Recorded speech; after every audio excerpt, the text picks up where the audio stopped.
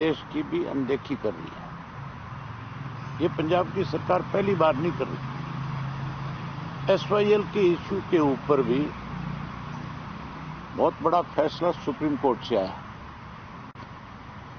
और उस supreme court के फैसले को मानने की बजाय कैसे उस फैसले को लटकाया जाए, इसके लिए भगवंत मान ने जो है असेंबली बुला ली थी, चीफ मिनिस्टर, और उस असेंबली के अंदर उस पर चर्चा नहीं हो सकी क्योंकि उसको इलीगल करार दे दिया गया था असेंबली को गवर्नर की तरफ से।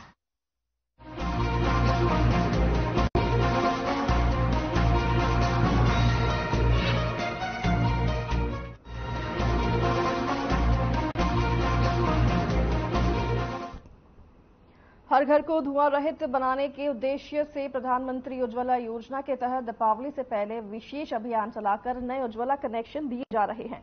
इसके लिए सरपंचों, पंचों, वार्ड पार्षदों और गैस एजेंसी के डिलीवरी बॉय के माध्यम से आम लोगों के बीच प्रचार कर उज्ज्वला कनेक्शन देने के कार्य तेजी से किए जा रहे हैं। जिन लाभार्थियों का बीपीएल कार्ड है वे अपने आधार कार्ड और बीपीएल कार्ड को साथ लेकर अपने नजदीकी गैस एजेंसी के पास जाकर फॉर्म भर सकते हैं। 2 से 3 दिनों के बीच नया गैस कनेक्शन जारी किया जा रहा है। विशेष अभियान के तहत देश में 75 लाख नए उज्ज्वला कनेक्शन दिए जाने का लक्ष्य निर्धारित किया गया है। इसी कड़ी में भिवानी में प्रधानमंत्री उज्ज्वला योजना के तहत दिए जाने वाले नए गैस कनेक्शन को लेकर चलाए गए विशेष अभियान के तहत बड़ी संख्या में महिलाएं गैस एजेंसी पहुंची और ई-केवाईसी करवाकर हाथों हाथ गैस कनेक्शन लिया।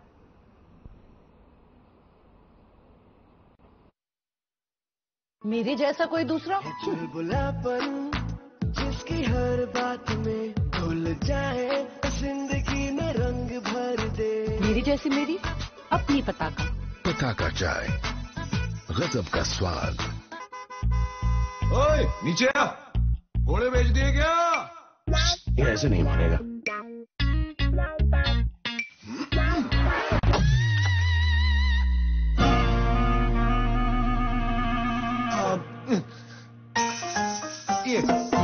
हर बार का यही ड्रामा।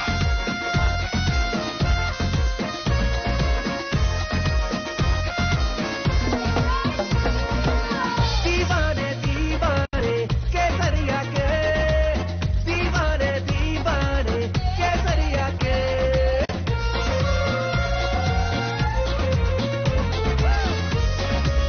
विमल, बोलो जुबान केसरी।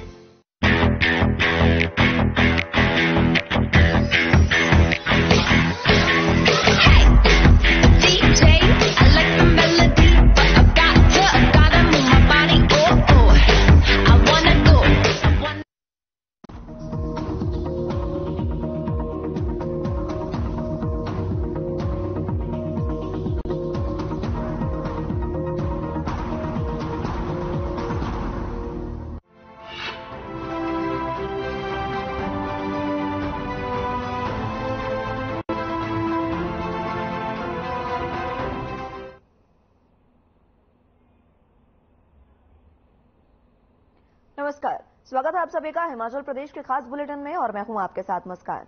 शिमला में बीजेपी प्रदेश अध्यक्ष डॉक्टर राजीव बिंदल ने बिहार के मुख्यमंत्री नीतीश कुमार के साथ मुलाकात की है। आपको बता दें कि ये मुलाकात कई मायनों में खास रही है। इस दौरान उनको आड़े हाथों लेते हुए कहा कि उनकी तरफ से महिलाओं के प्रति दिया गया बयान अति निंदनीय और शर्मनाक है। एक मुख्यमंत्री विधानसभा में महिलाओं के प्रति आपत्तिजनक शब्दों का प्रयोग करता है, यह अपेक्षा उनसे नहीं की जा सकती। ऐसे शब्दों का चयन उनके राजनीतिक अनुभव पर सवालिया निशान खड़े कर रहा है। आगे उन्होंने कहा कि इंडी गठबंधन के साथी कभी सनातन को समाप्त करने की बात करते हैं, महिलाओं के सम्मान को ठेस पहुंचाते हैं और कभी जेल से सरकार चलाने की बात करते हैं। बहुत दुख की बात है कि कांग्रेस पार्टी ऐसे गठबंधन की मुखिया है। साथ ही उन्होंने कहा कि नीतीश कुमार को अपने पद पर बने रहने का कोई अधिकार नहीं है। उनको बिहार के मुख्यमंत्री पद से तुरंत इस्तीफा देना चाहिए। क्षमा याचना इस मुद्दे पर काफी नहीं है, केवल इस्तीफा ही इस घटना का उपयोग है। उन्होंने कहा कि ऐसी घटनाओं में कांग्रेस और इंडी गठबंधन का असली चेहरा धीरे धीरे जनता के सामने आ रहा है।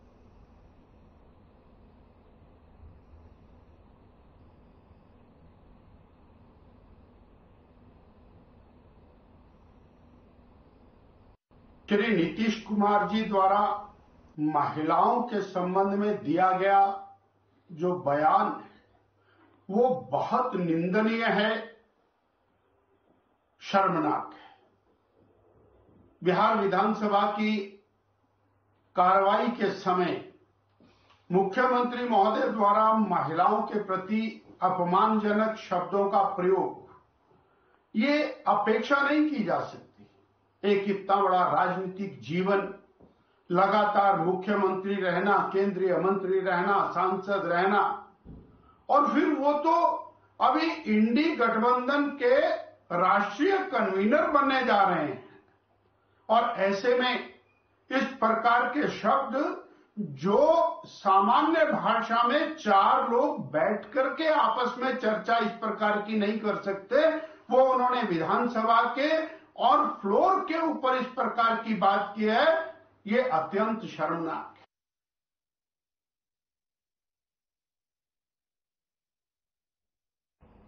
अब खबर शिमला से है, जहां रिज मैदान पर केंद्र सरकार की योजनाओं को प्रदर्शित करने के लिए लगाई गई प्रदर्शनी पर कांग्रेस ने हमला बोला है। कांग्रेस ने आरोप लगाया है कि बीजेपी दिखावे की राजनीति करती है, जिसका खामियाजा बीजेपी को आगामी विधानसभा और लोकसभा चुनावों में भुगतना पड़ेगा। वहीं कांग्रेस महासचिव देवेंद्र बुशहरी ने बताया कि बीजेपी चुनावी साल में इस तरह की प्रदर्शनी लगाकर करोड़ों रुपए खर्च कर रही है। उन्होंने कहा कि प्रदेश आपदा के दौर से गुजर रहा है, लेकिन केंद्र की ओर से कोई सहायता नहीं दी गई। उन्होंने कहा कि अच्छा होता कि इन पैसों को आपदा से निपटने के लिए देते। आगे उन्होंने ये भी कहा कि केंद्र सरकार के पास चुनाव प्रचार प्रसार के लिए तो पैसा है, लेकिन हिमाचल में आपदा में मरे लोगों को श्रद्धांजलि तक नहीं।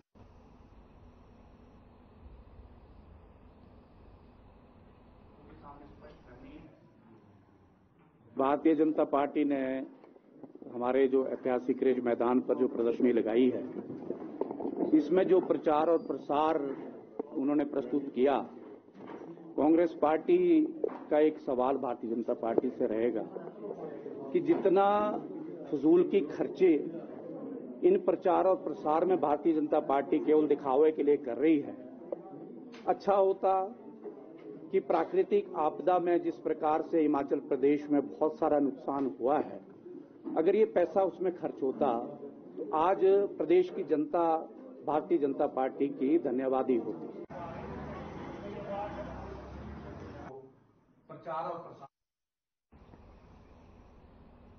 हिमाचल प्रदेश में लोकसभा चुनाव को लेकर युवा कांग्रेस ने भी अपनी तैयारियां शुरू कर दी हैं। इसी कड़ी में अब हिमाचल प्रदेश में युवा कांग्रेस की तरफ से पहला वोट फॉर इंडिया अभियान चलाया गया। इसके अलावा कॉलेज में पढ़ने वाले छात्रों को भी मतदान के बारे में जागरूक किया जाएगा, ताकि युवा लोकसभा चुनाव में अपनी अहम भूमिका निभा सके। धालपुर में पत्रकारों को संबोधित करते हुए हिमाचल प्रदेश युवा कांग्रेस के प्रदेश मीडिया समन्वय कर्णदेव बौद्ध का कहना है कि कर्नाटक में भी युवा कांग्रेस ने इसी तरह से काम किया है और वहां पर कांग्रेस की सरकार बन पाई है। लोकसभा चुनावों को लेकर भी अब युवा कांग्रेस ने अपनी तैयारियां पूरी कर ली हैं। इसके अलावा इससे पहले युवा कांग्रेस की तरफ से अभियान चलाए गए थे, उसे भी जनता की तरफ से खूब सराहा गया है। साथ ही उन्होंने कहा कि इस बार प्रदेश कांग्रेस संगठन और प्रदेश युवा कांग्रेस की भी बैठक हुई है और जल्द ही इस पूरे अभियान को प्रदेश में चलाया जाएगा।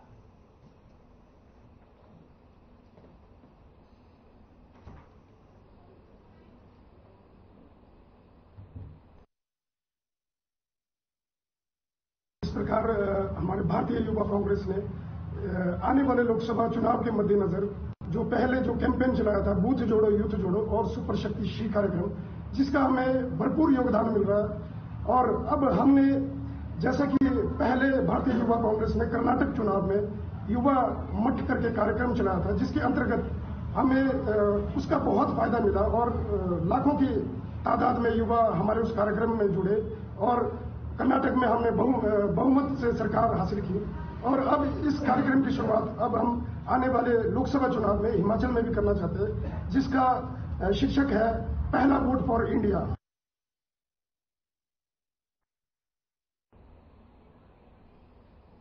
किसी भी राजनीतिक दल के युवा बैंक को उसकी रीढ़ की हड्डी माना जाता है। भारतीय जनता युवा मोर्चा का भी बीजेपी को आगे बढ़ाने में अहम योगदान है। 17 नवंबर को भारतीय जनता युवा मोर्चा की प्रदेश कार्य समिति की बैठक ऊना में होने जा रही है। इसे लेकर युवा मोर्चा ने तैयारियां शुरू कर दी है। इस बैठक में मंडल सशक्तिकरण के साथ आगामी लोकसभा चुनाव को लेकर चर्चा होगी।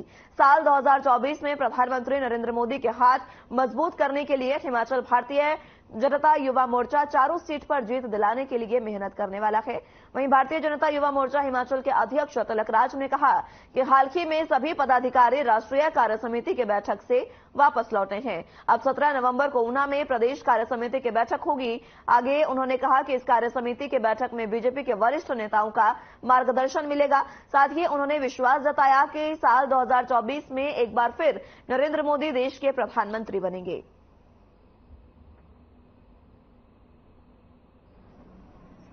केंद्र सरकार की 9 साल की उपलब्धियां जन जन तक पहुंचाने का जो काम है वो युवा मोर्चा पहुंचाने का काम करेगा और इस कार्य समिति में हमें जैसा आगामी योजना पर विस्तार रूप से चर्चा होगी और पूर्व में हुए कार्यक्रमों की समीक्षा होगी और भारतीय जनता युवा मोर्चा आने वाले समय के लिए कमर कसकर अपने दायित्व का बोध सुनिश्चित करते हुए 2024 में किस प्रकार ये विकास गति का जो रथ है ये और आगे बढ़े, इसलिए भारतीय जनता युवा मोर्चा अपनी रणनीति आने वाले समय के लिए उस कार्य समिति में सुनिश्चित करने वाला है।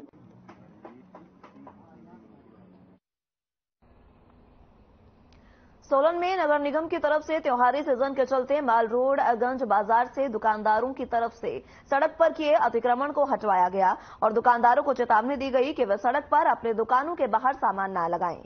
वहीं जानकारी देते हुए नगर निगम के कमिश्नर जफर इकबाल ने बताया कि बाजार में त्योहारी सीजन के चलते लोगों की आवाजाही बढ़ी है। लोगों को आने जाने में परेशानी न हो और लोग आराम से सामान खरीद सके, इसलिए बाजार में अतिक्रमण बर्दाश्त नहीं किया जाएगा।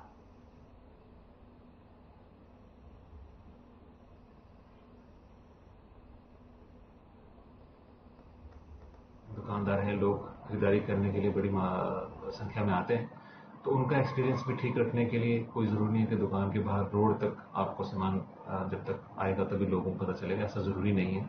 और दूसरा, हज़ार्ड के एंगल से या डिजास्टर के एंगल से अगर कोई फायर इंसिडेंट हो जाता है तो उसके रिस्पॉन्स में आपकी सहायता चाहिए रादर देन योर हिंड्रेंस और योर रेजिस्टेंस।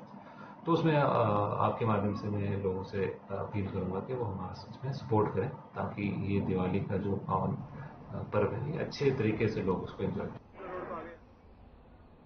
सिरमौर जिले के जाखना स्कूल में 7 दिवसीय राष्ट्रीय सेवा योजना शिविर का आयोजन हुआ, जिसके मुख्य अतिथि पंचायत प्रधान श्यामलाल शर्मा मुख्य रूप से मौजूद रहे। वहीं युवा प्रधान श्यामलाल शर्मा ने विद्यार्थियों को पंचायत में होने वाले कार्यों को लेकर बच्चों को जानकारी दी। इस दौरान स्कूल के बच्चे जहां सफाई और स्वास्थ्य विषयों पर लोगों को जागरूक करते नजर आए, तो वहीं बच्चों ने इस बार पर्यावरण संरक्षण का भी बीड़ा उठाया है। शिविर में अन्य गतिविधियों के दौरान स्कूल के बच्चे बाजार और गांव में जाकर लोगों को पर्यावरण संरक्षण के लिए प्रेरित कर रहे हैं। एनएसएस वॉलंटियर का नया मुद्दा दिवाली को लेकर है। हम सभी दुकानों में गए और हमने उन्हें दिवाली के पटाखे बेचने से मना किया, क्योंकि दिवाली के पटाखों से प्रदूषण फैलता है और कहीं भी कभी भी आग लग सकती है, जिसके द्वारा हमारे जमीन को नुकसान हो सकता है। मैं आज अपने GSS जामना स्कूल में मुख्य अतिथि के तौर पे आया था। इधर NSS का जो हमारा शिविर लगा हुआ 7 दिन का, इसमें मैं सबसे पहले धन्यवाद करना चाहता हूँ रमेश चौहान जी का, NSS वॉलंटियर का, जो कि अच्छा कार्य कर रहे हैं। गांव-गांव में जाके सभी को दिवाली और उसमें जागरूक कर रहे हैं कि दिवाली में जो पटाखों का यूज है बहुत कम हो, ना ही हो तो अच्छा है। इस वक्त हमारी पाठशाला में NSS का 7 दिवसीय आवासीय शिविर चल रहा है, जिसका आज 6ठा दिन है। इस आवासीय शिविर में हम NSS वॉलंटियर्स को इस प्रकार तैयार कर रहे हैं ताकि वो समाज में जाकर, घर में जाकर, गांव में जाकर लोगों को विभिन्न प्रकार की सामाजिक समस्याओं के प्रति लोगों को जागरूक करें। लोगों को इस बात के लिए भी जागरूक कर रहे हैं कि इस बार की जो दिवाली है वो आप बिना पटाखे के मनाएं और घी के दिए जलाकर लोगों को मिठाई खिलाकर अपनी खुशियों को जाहिर करें।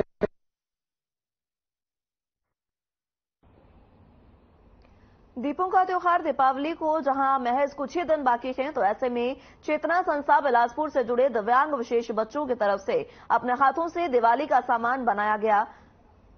वोकल फॉर लोकल के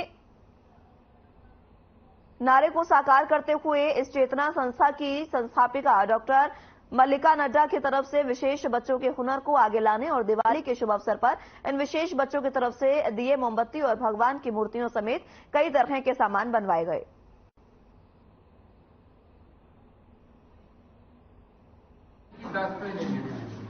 मैं यहाँ पर मिनर्वा स्कूल में एग्जीबिशंस के लिए आए हैं, साथ में हमारे दिव्यांग बच्चे भी आए हैं, जिसके थ्रू हम कैंडल्स की एग्जीबिशन हमने यहाँ पे लगाई हुई है। जो हमारे दिव्यांग बच्चे हैं वो विशेष शिक्षकों व वोकेशनल ट्रेनर की मदद से कैंडल्स मेकिंग करते हैं। साथ में हम एग्जीबिशन राखी वगैरह के भी लगाते हैं। तो इस बारी हमने जो भी कैंडल्स वगैरह बनाई हैं वो दिव्यांग बच्चों के थ्रू बनाई है। तो मिनर्वा स्कूल में ये बच्चे इन दिव्यांगों को प्रोत्साहन देने के लिए यहाँ पे इन चीज़ों को खरीद रहे हैं ताकि वो इन कार्यों को इनको मोटिवेट कर सके। आज हमारे स्कूल में एक चेतना संस्था जो दिव्यांग बच्चों के लिए काम करती है, उन बच्चों की तरफ से कुछ स्टॉल्स लगाए गए जिसमें कि दिए और कुछ फैंसी आइटम्स लेके वो बच्चे आए थे, जिसमें कि हमारे स्कूल के बच्चों ने उन बच्चों से परचेजिंग की है और ये फर्स्ट क्लास से लेके प्लस 2 तक क्लास के बच्चों ने इसमें पार्टिसिपेट किया। उसमें उनके स्टॉल्स में गए और काफ़ी अच्छी चीज़ें वो बच्चे बना के लाए थे और हमारे बच्चों ने उनको पसंद भी किया और खरीद के भी लेके गए हैं। तो इस नोबल कॉज के लिए मैं चेतना संस्था को भी बधाई देता हूं कि वो इन बच्चों के लिए इतना काम कर रहे हैं। हिमाचल प्रदेश के अधिकांश क्षेत्रों में 2 दिनों तक बारिश और बर्फबारी होने के आसार हैं। मौसम विज्ञान केंद्र शिमला ने आज और कल प्रदेश के कई हिस्सों में बारिश और बर्फबारी की संभावना जताई है। देखिए, पश्चिमी विक्षोभ अप्रोच कर रहा है। आज और कल जो है फिर से प्रदेश में मौसम खराब रहने की संभावना है और ये जो पश्चिमी विक्षोभ है ये आमतौर पर आज शाम तक सक्रिय होगा और कल भी इसका असर रहेगा। प्रदेश के जो फिलहाल के लिए मेरे साथ इस बुलेटिन में बस इतना ही। तमाम अहम खबरों के लिए आप बने रहिए हमारे साथ। नमस्कार।